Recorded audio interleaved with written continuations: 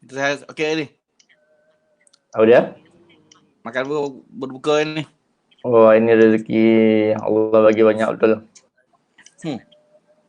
Apa nama? Nasi ambeng jiran bagi. Masya-Allah. Lepas Ini tu berbuka betul nasi ni. lemak Pak Ayub pun jiran bagi. Woi, semua orang bagi. Nasi lemak ayam.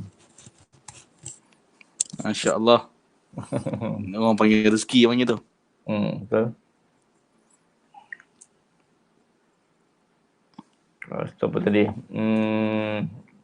Lemak ambeng, kuih lopeh. Lepas tu wife pula masak ayam, sup ayam. Oh. Lepas more dengan bihun sup. Ambos siap ada more lagi. Ada more. Masya-Allah. Alhamdulillah rezeki Allah bagi. Alhamdulillah. Semalam ana more, malam sup kambing. Sup kambing, masya-Allah. Dekat ni belum satu lagi kambing malam. Dah sempena bila makan sup kambing ingat ada arwah Dr. Ismail Kamus lah. Apa ceramah dia? Dia yang suka makan kambing. Kalau selalu kalau makan kedai dekat kedai dengan dia pun memang kambingnya. Lepas dia buat bedah jantung dia tukar mood makan mi goreng mamak pula. Betul lah. So kematian dia tu sangat terasa memang masya-Allah. Memang kita kesedihan lah. Sedih. Memang terasa semualah. Ceramah dia tu masih lagi ingatan segar. Tadi call mak tadi cerita pasal dengar kaset ceramah dia masih tengang-nyang lagi suara dia tu kan. Gelak dia tu. Ketawa dia tu kan. Contoh dia pun masya-Allah, contoh sonok. Malam ni tak ada orang mati ke kan? Tahlil kan, nak menunggu tahlil tu tadi. Allah Akbar kan.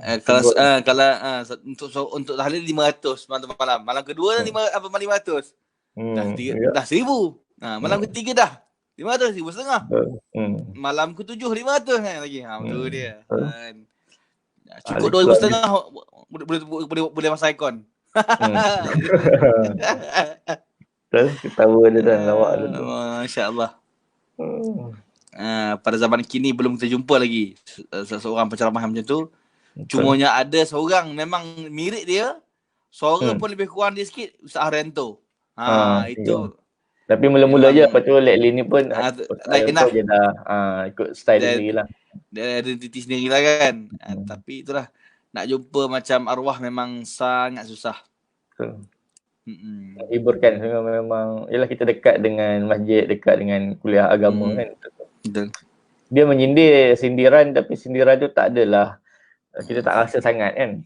Sindiran berilmu. Berilmu, benar.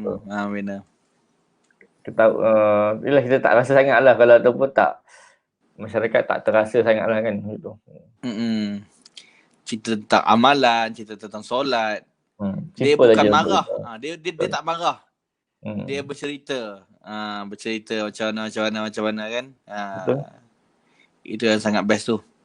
Jom kita sama-sama sedekahkan Al-Fatihah kepada beliau. Al-Fatihah. InsyaAllah Al-Fatihah. A'udzu billahi minasyaitonir rajim. Bismillahirrahmanirrahim. Alhamdulillahi rabbil alamin. Ar-Rahmanir Rahim. Maliki yaumiddin. Iyyaka na'budu wa iyyaka nasta'in. Ihdinas siratal mustaqim. صراط الذين أنعمت عليهم غير المغضوب عليهم ولا الضالين. Amin. Alhamdulillah, insyaAllah. Kematian dia pun sangat hebat. Meninggal di hari yang malam yang ke-15. InsyaAllah. 9 hari. Bulan Ramadan lagi. 2 bulan. Kematian yang dicemburui. Betul. Sangat indah timing dia tu. Kematian dalam husnul khatimah. InsyaAllah. Pun inilah kita yakin insyaAllah dia beliau akan ke syurga insyaAllah kan, yang amalan. InsyaAllah. Amin. InsyaAllah. Dan kita kena bercontoh lah macam legasi dia insyaAllah kita apa yang beliau nasihat, apa yang dia bagi panduan, kalau kita boleh ikut, insya-Allah kita ikutlah. Dan mudah-mudahan kita bersama-sama dengan orang alim ulama dan para syuhada wassalihin insya-Allah. Amin, amin, amin. Okey, soalan hari ni. Hari ni apa tajuk kita hari ni? Itulah nak cerita pasal apa. Dia malam ni kita panggil salam nuzul Quran lah kan, salam nuzul Quran. Tapi kalau ikutnya banyak nak cerita tentang nuzul Quran, banyak lah kita dengar Banyak malam ni pun banyak page, banyak live sekarang ni tentang nuzul Quran. Tapi sebenarnya itulah kita orang Malaysia ni kita lebih kepada sambutan. Bila sambutan ni baru kita ingat waktu dia kan. Jadi konsep ilmu tu kita kena bertukar kan. Konsep ilmu tukar. Bila hari ilmu baru ingat ilmu kan. Hari pesta buku baru ingat buku kan. Itu yang kita kena ubah dari si konsep kehidupan kita lah. Apa tajuk kita nak sembang ni baik malam ni. Kita sebenarnya kita lama kita tak live sebenarnya. Ada orang kata lama Ustaz. Padahal baru 3 hari kan. Orang kata lama masya-Allah. Kan. 2 malam. Pertamanya kami sebenarnya, saya lah sendiri sebenarnya pertama agak keletihan. Sama lah kita. Betul. Dan panel kita pun tak available. InsyaAllah malam esok kita akan bersama dengan panel hebat, insyaAllah malam esok. Ya, malam esok kita akan bersama dengan Ustaz Khawarizmi ya. Merupakan seorang ustaz yang kalau tak silap saya berkelulusan daripada Jordan. Masya-Allah. Dan kini bertugas sebagai guru ustaz di SMK Gaji 3 Sabang Jaya lah. Besok malam kita akan kupaskanlah tentang nuzul Quran insya-Allah. Kita bagi pada yang pakar lah. Pada yang pakar kan. Dilah kita malam ni kita hanya borak sembang-sembang, siapa-siapa yang ada pandangan, ada cerita-cerita, ada persoalan boleh.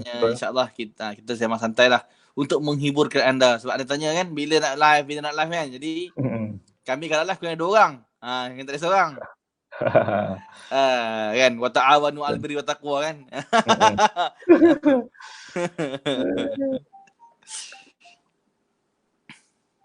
Apa Ustaz, apa pandangan Ustaz tentang kita bincang tentang soal hasad sakit hasad ni. Hasad dengki. Penyakit hasad ni dia adalah benda ni dalam kehidupan ni kalau ikut dah lama daripada zaman Rasulullah sallallahu alaihi wasallam lagi. Dah sebelum lagi. Maknanya hasad ni memang kalau kita ikut, kita layan memang akan berleluasa dan hasad ni dia ibarat macam pembunuhan lah sebenarnya. Kan. Hasad ni dia iri hati ni terlalu, kalau ikutnya dia punya tajam dia lebih pada tajam pada pisau lagi. Kan. Jadi memanglah bagi saya lah benda-benda tu tak dapat lari daripada manusia. Cuma dengki ni ada 2 dengki, ada 2 hasad.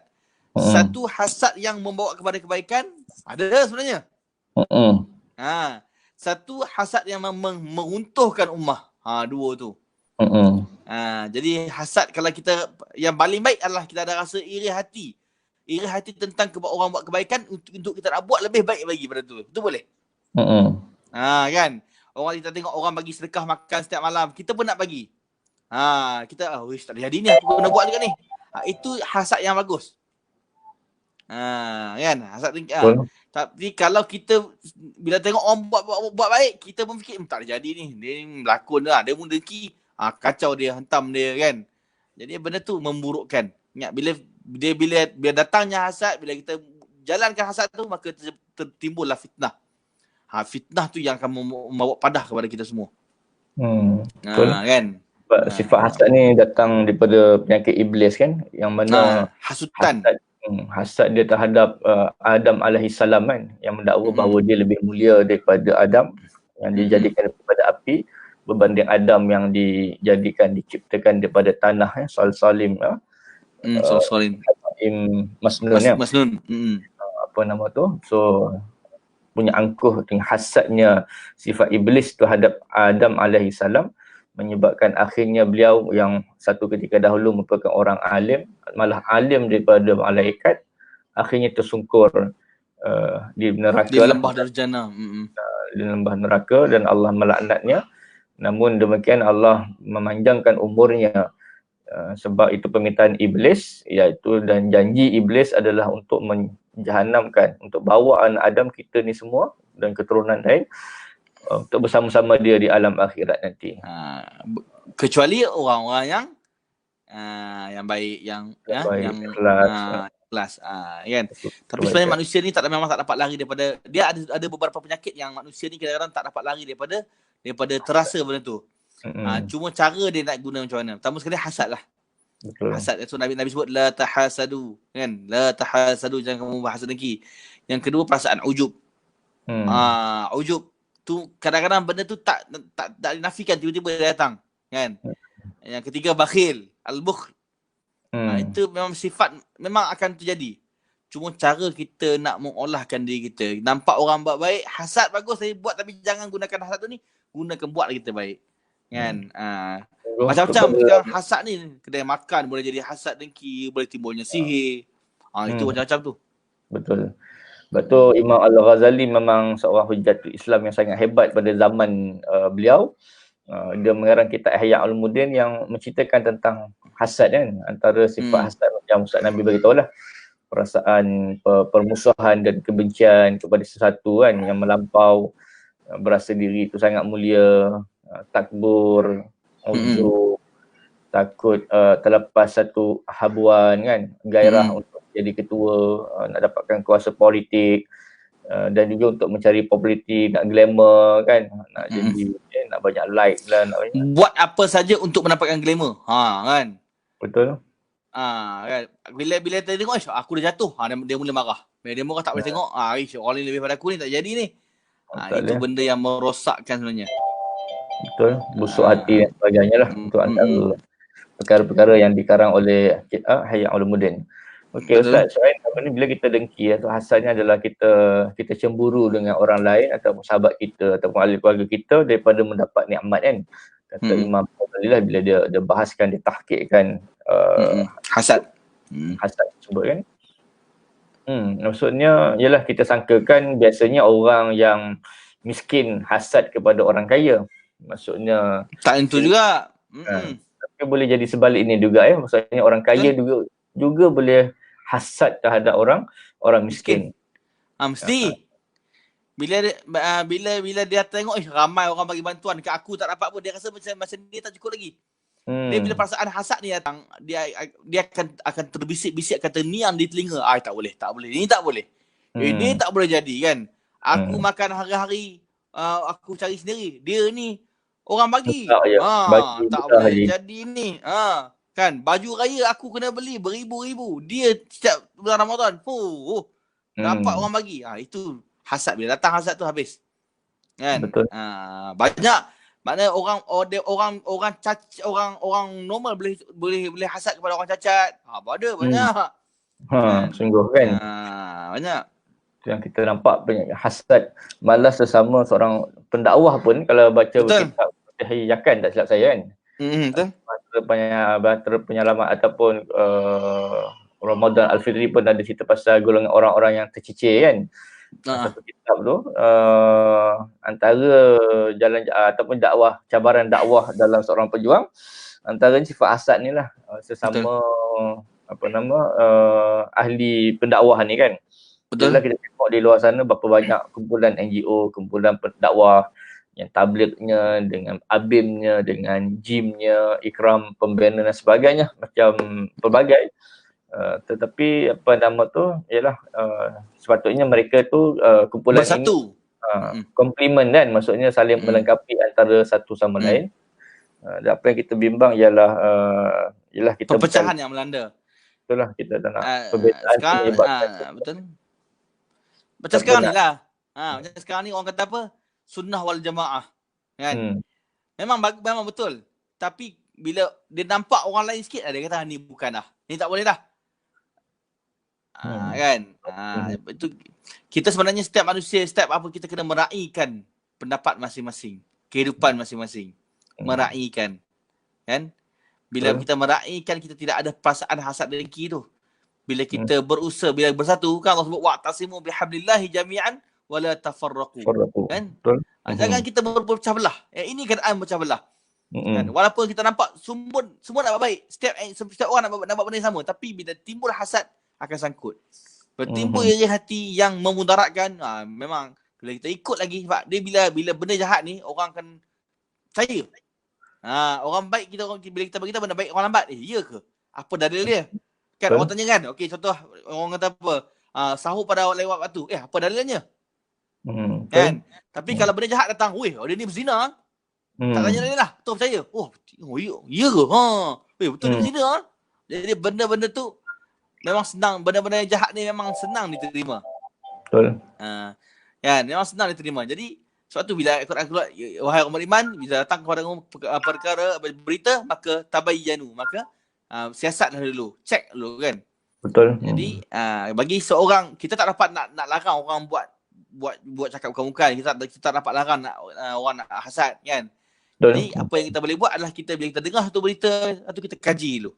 Tengok dulu betul tak betul. Macam mana kita kaji nak puasa, hadis mana kata boleh ni, hadis kita sama juga.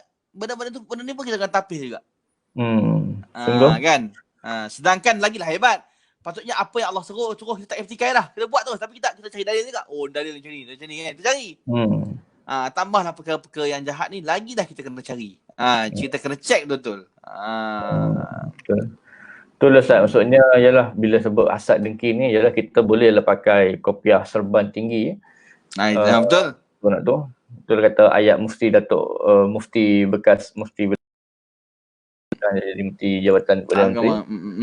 Tapi bila penyakit hasad ni, pakaian hasad ni bila ada dalam kalangan kita, dalam ulama, pakai agak sukar untuk ditanggalkan kan.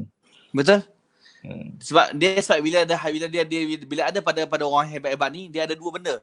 Satu dia hasad dengki, yang kedua dia ujub. Aku dah hebat dah. Tak siapa boleh tegur aku. Bila aku kata ya dia ni betul lah. Tak boleh, aku akan tinggi pada orang. Bila itu bahaya. Kan, sebab tu kita doa, ya Allah jauhkanlah kami daripada perasaan ujub, takabur, hasad dengki ni kan. Itu paling penting sekali. Biar kita susah tak apa, tapi jangan jadi hasad. Kan. Benda tu penting sekali. Hasad inilah yang selalu berada dalam benak hati Imam Al-Ghazali kan, sehingga dia meninggalkan tugasan dia sebagai ulama fiqh syarah di universiti untuk belajar tasawuf saja kan, untuk belajar tentang kebatinan ataupun tasawuf ni lah. Kenal diri. Untuk kenal diri kan. Dengan meninggalkan pakaian riak, ujub, takabur dan sombong tu tadi.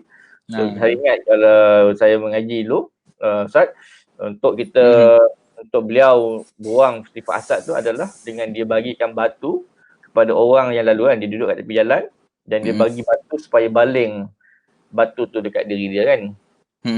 Pada tahap itu dia menanggalkan sifat hasad dia tu kan.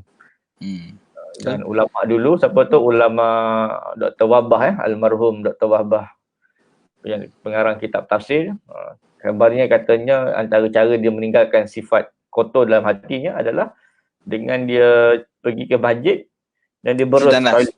Tandas. Itu memang banyak ulama macam ustaz kita, saya di Sudan pun memang dia bagi tahu. Kita nak hapuskan selagi mana kalau kita rasa kita ni, kita cuci toilet masjid. Kan, cuci toilet masjid. Tu antaranya ya, maksudnya cara nak buang. Apa lagi Ustaz selain daripada tu? Sebenarnya itulah, kita kena tahu yang kedua, kita kena anggap satu benda je. Kita ni manusia tiada apa-apa. Tiada daya. Kan. Bila kita anggap kita hebat, perasaan tu akan datang tiba-tiba. Hasutan iblis tu nafsu. Bila iblis hasut nafsu, ya Allah, membuat-buat. Kan? Kan. Jadi pertama dari antara lain, selepas tu cuci tandas semua, yang kedua, kita kena rasa benda yang ada kita ni bukan milik kita. Kan. Duit RM10 yang kita ada dalam poket sekarang ni bukan hak kita semua, tak, bukan. Bila kita anggap macam tu, bila kita boleh fikir macam tu, insya-Allah benda-benda yang jahat akan hilang. Yang kedua, banyaklah kalau kita nak suruh orang beristighfar, semua boleh istighfar, kan?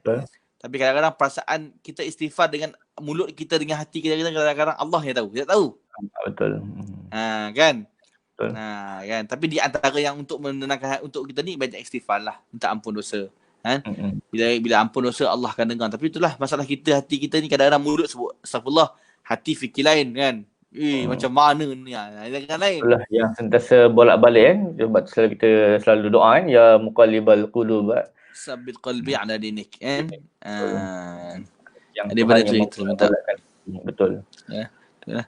Makna sepenuh maudhurat apa sebab ada nuzul Quran ni kita kena ubah. Kita kena ubah diri kita lah. Kan? Betul. Kita setiap tahun dah sambut nuzul Quran, sambut apa nuzul, kita tak tahu apa nuzul Quran kan. Betul. Jadi Quran ni satu kitab yang sangat hebat yang dalam dia banyak cerita penceritaan, apa cerita-cerita tentang hasad dengki, banyak cerita dalam tu. Ada. Banyak. Jadi kita ambil sebagai pengajaran dan pengalaman, dan yang kedua tolonglah jangan kita hanya baca tafsir. Quran ni tak ada tafsir macam buku, tak boleh. Kita kena belajar. Kan? Belajar. Kita kena kaedah. Betul. Kita tak boleh itu saja. Kita kena berguru dan kita fahami apa yang kita buat, insya-Allah. Baru kita boleh menggunakan Al-Quran tu dalam diri kita. Kan? Bila Ustaz cakap tentang soal Al-Quran banyak cerita siasat, ialah so apa ni selalu kita dengar dalam Al-Quran cerita selain daripada cerita iblis tadi, kita juga perkataan hasad juga berlaku antara Qabil dan Habil kan. Betul. Berlaku antara kisah saudaranya Nabi Yusuf. Itu terang-terangan tu.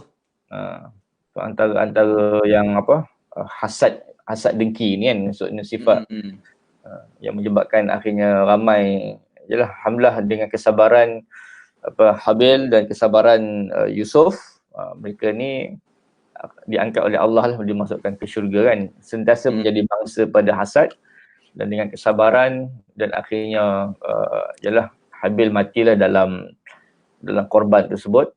Kemudian Yusuf Allah angkat darjat jadi Jabnon dan sebagainya kan, sehinggalah menjadi seorang penguasa. Itulah kata kadang-kadang bila orang buat jahat kita tak semestinya kita balas jahat. Tak boleh kita balas jahat sebenarnya. Kan?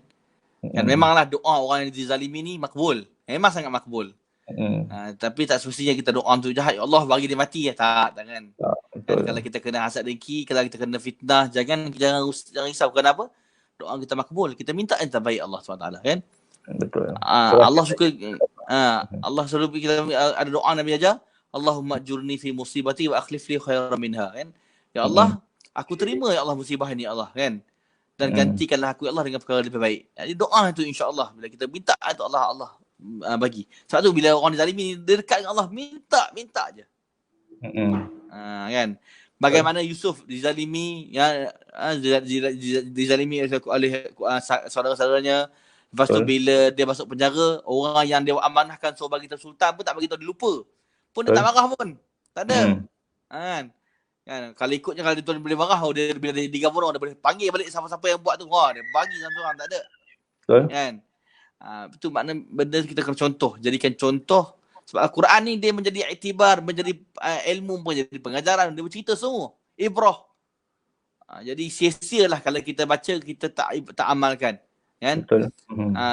Setiap tahun kita dengar nuzul Quran, bangga cerita semua kan, tapi kita tak faham apa konsep Quran tu. Bagaimana kita nak include dalam kehidupan kita seharian. Kan? Itulah bila cakap tu hasad dengki ni sebenarnya sama ada kita sedar tak sedar. Kalau saya baca buku tulisan oleh Ustaz Iqbal Zain ya, maksudnya dia kata akibat hasad dengki ni pertama, kita sebenarnya merosakkan amalan ketaatan kita kan. Betul? Okey, dia ibaratnya kata Abu Hurairah radhiyallahu anhu daripada Nabi SAW bersabda, jauhi olehmu sekalian akan sifat hasad, kerana sesungguhnya hasad itu menghapuskan beberapa kebaikan ibarat api memakan kayu api dan rumput. Ini riwayat Bukhari dan Muslim. Itu yang pertama. Yang kedua, menyebabkan kita mendorong melakukan kedurhakaan. Ialah bila kita hasad dengki, kita akan gunalah cara macam-macam taktik, strategi untuk merosakkan orang, untuk menjatuhkan orang lain kan. Kalau dia kaya, kita akan cari jalan untuk dia miskin, tak boleh dapat projek, tak dapat kuasa dan sebagainya. Kalau dia pandai, kita akan kalau dia kerja besar, sampai dia kena buang kerja. Sampai dia kena buang kerja, keluar, sebagainya lah.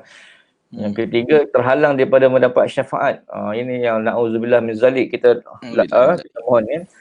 Kerana Nabi SAW kata daripada Abdullah bin Bashar, tidaklah termasuk golonganku si pedengki, orang yang mengadu domba dan orang yang mengamalkan ilmu tenung, dan saya pun tidak tergolong daripada mereka. Itu Nabi kata, aku takkan tergolong, takkan bagi syafaat kepada orang-orang ni lah, termasuk orang yang hasad dengki ni tadi. Kemudian bahayanya tu. Nabi pun cakap terus, orang yang menyakiti hati orang mukmin lelaki maupun wanita dengan apa-apa yang mereka tidak lakukan, iaitu buat tuduhan palsu, fitnah sebagainya, maka sesungguhnya mereka itu telah melakukan dusta dan dosa yang sangat nyata. Betul. Tadi halang dapat syafaat, betul sentiasa buat dosa. Yang kedua, yang seterusnya masuk neraka terus. Ada 6 orang yang akan masuk neraka sebelum dihisab oleh sebab 6 jenis perbuatan. Siapakah mereka wahai Rasulullah? Baginda menjawab, seorang penguasa kerana tindakannya mengani-anyai mereka. Kedua, para penjajah kerana keangkuhannya. Ketiga, orang Arab sebab asabiahnya. Dipasan dia ialah dia hebat. Al-Quran itu sudah hebat kan, asabiah tadi. Seterusnya para pedagang kerana perbuatan khianat mereka. 5, orang kampung kerana kebodohannya. Dan keenam, para ulama oleh sebab sifat dengkinya mereka. Itu sebut ulama tu. Ulama pun kena kan, maksudnya mana tak benda ni bukan kita kena orang biasa macam kita je. Betul. Kan ulama tak dapat lari. Betul. Jadi Afiq, apabila datangnya hasad ni, adakah benda tu boleh jadi masalah daripada segi psikologi ke, ada ke? Bila sifat hasad ni sebab tu dari segi psikologi ni pula untuk pengetahuan Ustaz Nabil dan follower kita, dalam psikologi ni kalau cerita pasal personality, actually hakikat sebenarnya ilmu personality tu dia tidak ada nilai dalam, tidak memberikan value dalam personality tu. Maksudnya tidak bagi tahu bahawa ciri-ciri hasad dengki, contoh seorang yang pendiam, dia tak cerita yang macam tu. Tapi kalau sifat dari segi personality, ialah kita maksudnya tidak bincang secara lebih tepat secara ada pun kajian menyatakan ciri-ciri pedengki macam personality dia ni. Contoh personality A, warna biru, sifatnya pedengki. Kita tak tak boleh tu. Tak buat value macam tu. Betul, tak ada. Kita bab tu personality adalah kita nak tengok segi keunikan lah. Tapi apa yang berlaku yang ada, dia bukan sifat dengki, adalah sifat seorang psikologi, dia bincang tentang mekanisme bela diri. Iaitu manusia ni dia suka, ada masa dia rasa terancam, takut rasa terbongkar dan sebagainya, maka dia buatlah blaming. Blaming ni bermaksud mempertahankan diri dia. Dia adalah caranya menyalahkan orang lain. Dia yang buat silap. Betul. Tapi takkan punca kesalahan adalah disebabkan oleh orang lain. Ya, sebelum orang salahkan dia akan salahkan orang lain dulu lah. Salahkan orang lain dulu. Untuk je nak selamatkan dirilah. Ada pula yang bersifat buat tak tahu je, irrasional kan. Maksudnya dia tahu dia ni ada problem, ada masalah, tapi dia buat macam buat dek je. Dia macam deny, macam tak apa. Tak tahu Macam contohnya dia sakit kan, susah kencing, masalahnya kerap kencing malam kan. Dia bukan tahu maksudnya ini ciri-ciri orang kencing manis, tapi dia buat deny je, tak nak pergi. Tak tahu ya, tak ada apalah, biasa lah tu kan. Dia tahu dia shaking, dia ada ciri-ciri anxiety tu macam depression, stress. Tapi dia tak nak jumpa kaunselor, tak nak jumpa dengan doktor. Dia biar je kan, macam tu. Adakah dia berdosa? Dia tak ada lah maksud sampai kita tak value dosa tu tadi. Cuma kita nampak maksudnya itu cara dia coping, dia buat defense mechanism tu. Bak kata Profesor Siti Aisyah lah kan. Dia tahu suami dia buat problem dengan dia biar kan. Itulah antaranya lah, kalau nak cerita pasal hasad nak kaitan dengan personality tu, sebenarnya tak ada lah kot, maksudnya tak boleh nak relate macam tu lah, tak boleh relate secara cumanya bila hasad ni, bagi saya lah, pandangan saya, mana kalau bila hasad ni emosi kita mesti kita akan jadi marah, badan kita akan jadi letih, kita cepat marah kan, betul. Lepas tu bila jadi macam tu emosi tak stable lah. Tak stable lah. Tapi dia ada, kalau Ustaz kita tentang reaksi emosi tu mungkin boleh wujud lah. Sifat hasad tu dia rasa risau lah, tengok contoh nak raya ni kan, jiran sebelah beli perabot baru kan, mungkin dia risau. Saya hasad tu lagi kan, dia tak tenang. Yalah, bila tiba-tiba tengok kawan ni macam tak ada duit, tiba-tiba ada rim kereta baru. Apa hal ni? Aku boleh beli beli macam dengki kan. Aku aku dah tak dapat bantuan perkhidmatan BPN. Dia ni dapat tiba-tiba makan lagi sedap pula daripada aku contoh ni kan, dapat makan murah. Semua orang tolong kat dia bagi makanan, aku tak dapat. Itulah. Tu tadi tu yang tadi kita bincang tadi lah, orang kaya dengki hasad ni kepada orang miskin. Betul. Itulah, kalau ikut bantuan ni memang saya ni saya tak dapat bantuan. Tak dapat juga. Tak dapat sebab Ustaz ni ada daftar dengan SSM. Kabarnya kalau itu sebenarnya. Sebab anak buah saya baru daftar dengan SSM pun tak dapat. Walaupun company tak ada Thailand. Kan. Thailand. Itu pula kan. Macam-macam itu tadi pelaksanaan bagaimana kan. Tu maknanya kita kena bersangka baik lah. Paling mudah. Nampak orang bagi tak apa, mungkin susah orang bagi. Bersangka baik lah, paling mudah sekali. Betul. Kan. Walaupun kita rasa tapi tak apa, biarlah. Dia dengan Allah. Bila tengok orang nak bila tengok dia ni minta sedekah kan. Masa nak bagi. Dah cukup, tak payah fikir dah. Betul. Kadang fikir tak dia ni minta sedekah hari dapat, aku nak minta nak makan ni tak boleh. Itu dia ada hasad ni macam jenis. Hasad daripada segi kawan-kawan, hasad ulama, hasad orang ada ilmu, hasad orang miskin, hasad orang kaya. Semua ada sebenarnya. Semua berlaku, betul. Lelaki yang perempuan pun boleh kan? Boleh. Adik dengan kakak dengan abang, lelaki dengan bini, ada. Suami isteri pun boleh berlaku hasad kan? Banyak, ada. Kan? Alhamdulillah kan, kita mudah-mudahan kita dijauhkanlah daripada sifat hasad tu. Yalah, kita memang ada, tapi bagaimana kita nak kontrol supaya benda tu tak ada sampai iblis orang kata masuk di kita, menguasai roh nafsu, dan akal menguasai kita, betul. Yang biarkan nafsu yang jahat itu kan. Amarah tu. Nafsu amarah tu. Kan, yang tu kita kena kontrol. Memang biasa, normal lah. Maksudnya manusia biasa, normal adalah ada sifat hasad tu. Normal ada orang lain kan naik pangkat. That's normal. Yang tidak boleh tu, yang normal tu bila dia berlebihan sampai nak merosakkan orang lain. Menjatuhkan orang. Jatuhkan orang lain. Maka itu dah tahap yang sampai dosa lah kan. Betul. Kalau ada hati je, selagi tak buat dosa tu, tak dikira lagi. Kan, ya Allah ni maha baik. Tengok, bila kita fikir nak buat baik, dapat pahala. Belum buat yang baik, dapat pahala. Belum buat lagi. Betul. Tapi kalau benda jahat ni, bila kita fikir, masih tak dapat lagi. Dia tak dapat apa lagi. Kecuali dia melaksanakan tu, baru dia ni. Barulah ditulis amalan kejahatan dia kan oleh malaikat rakib dan aktif kita lah. Aktif. Jadi insyaAllah dah hampir setengah jam kita, Fik. Alhamdulillah. Betul lah. Mungkin ada follower kawan-kawan daripada Facebook nak tanya soalan ke, bolehlah komen. Betul.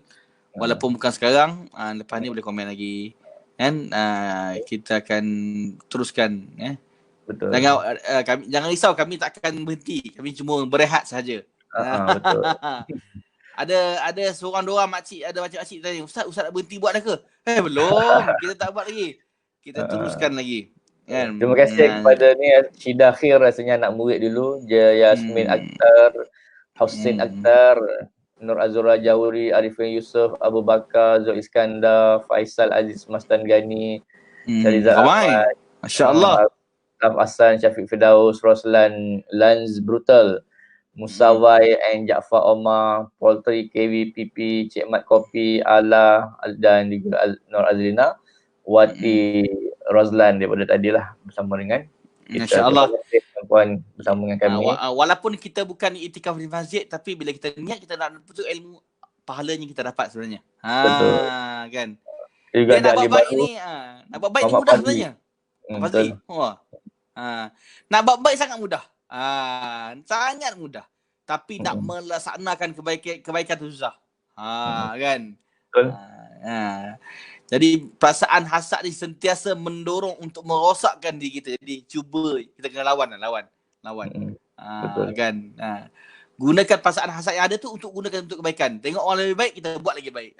Gitu tu boleh. Betul. Tapi jangan menggunakan ke arah kejahatan, menjatuhkan orang tu tak boleh langsung. Jangan. Betul. Kan.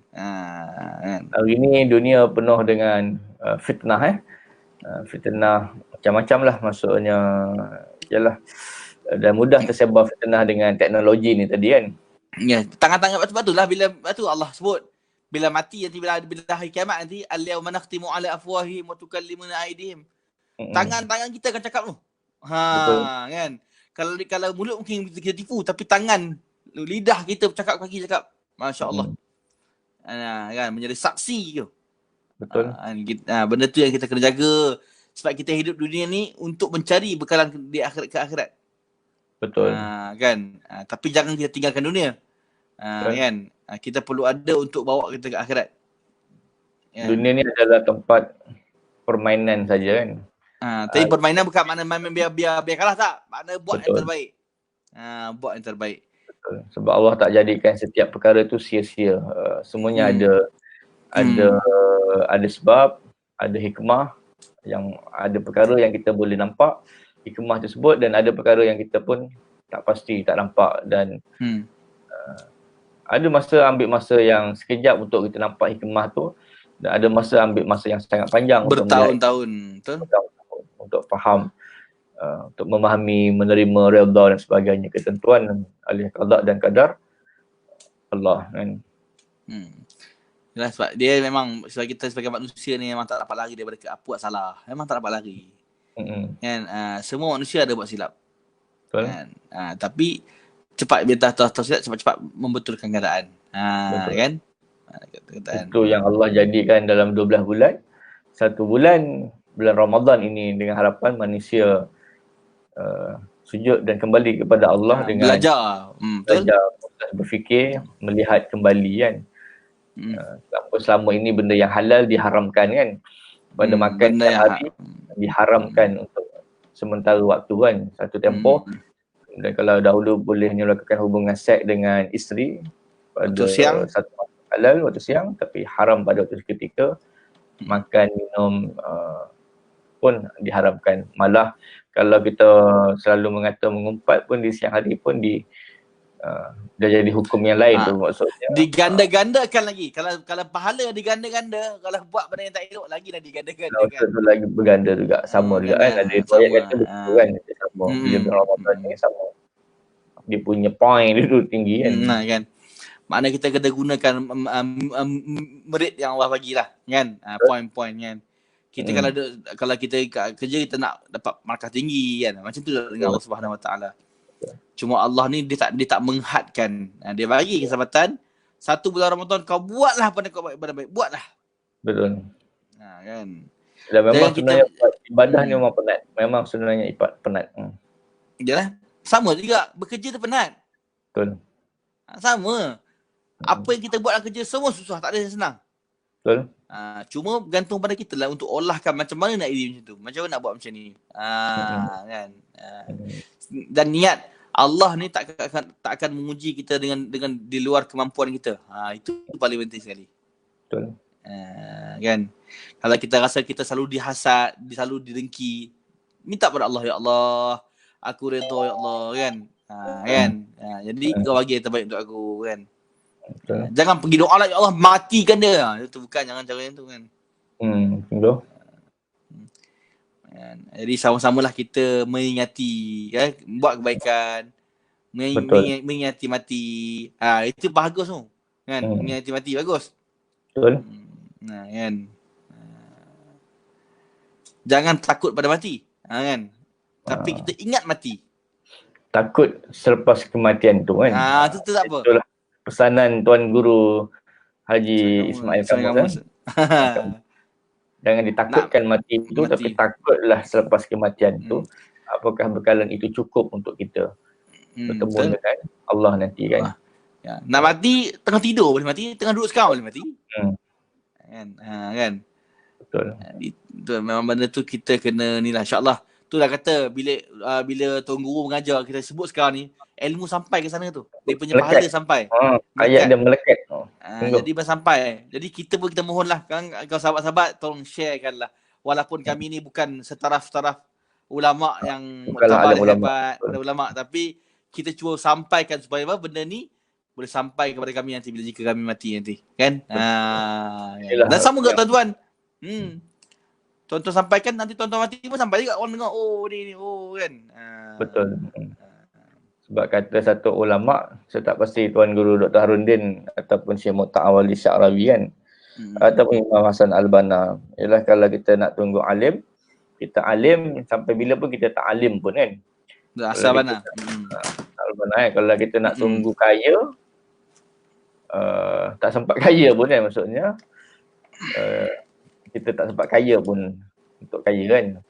Betul. Itu tadi kan, untuk nak tunggu sungguh sampai hafal Quran, sampai alim, sampai kaya, sampai senang. Kalaulah orang itu orang alim, dia kata baru dia pasal dia alim, so jadi masalah lah. Jadi masalah hati kan. Betul. Itu tadi.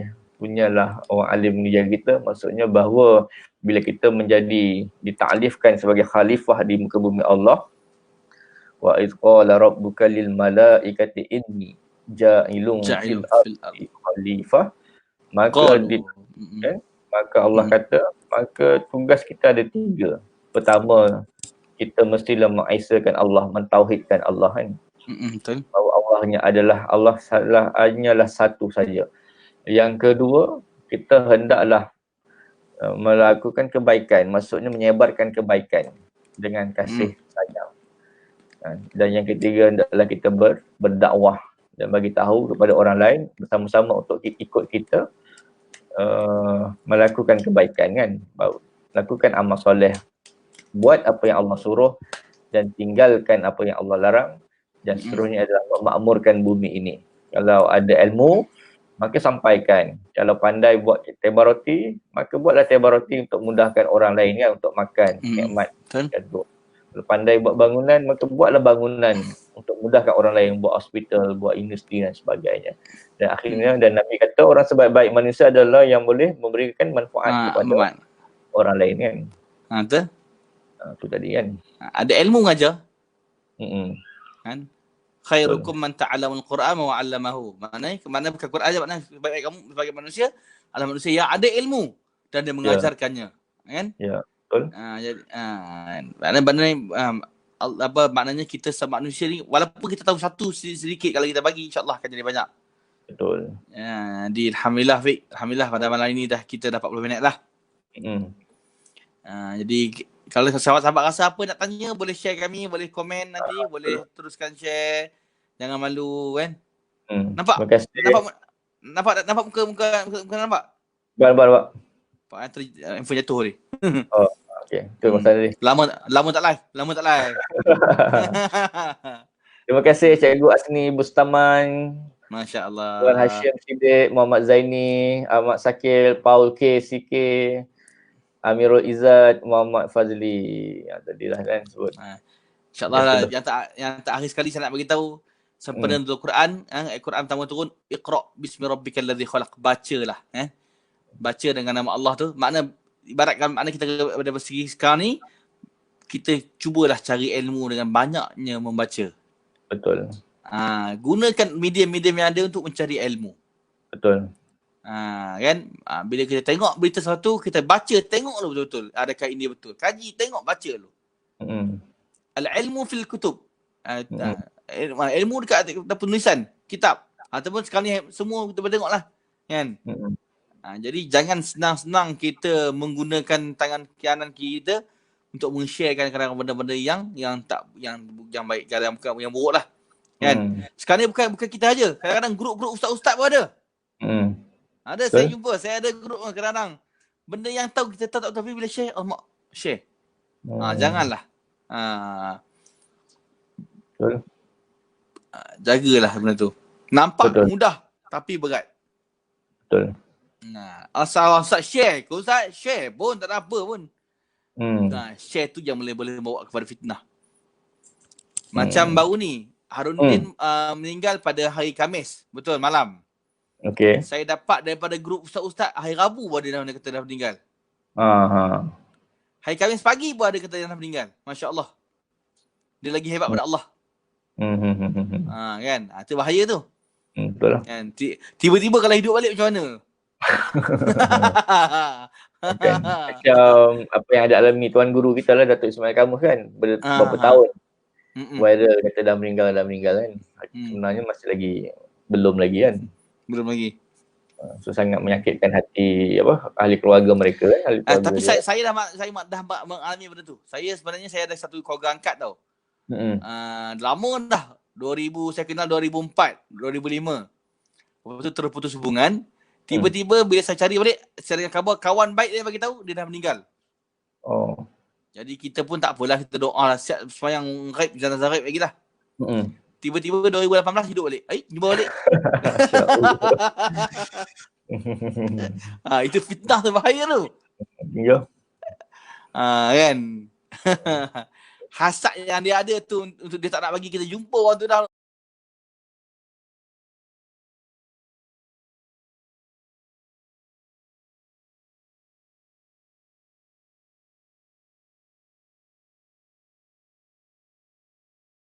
Tu dah tu kan. Dengki kan.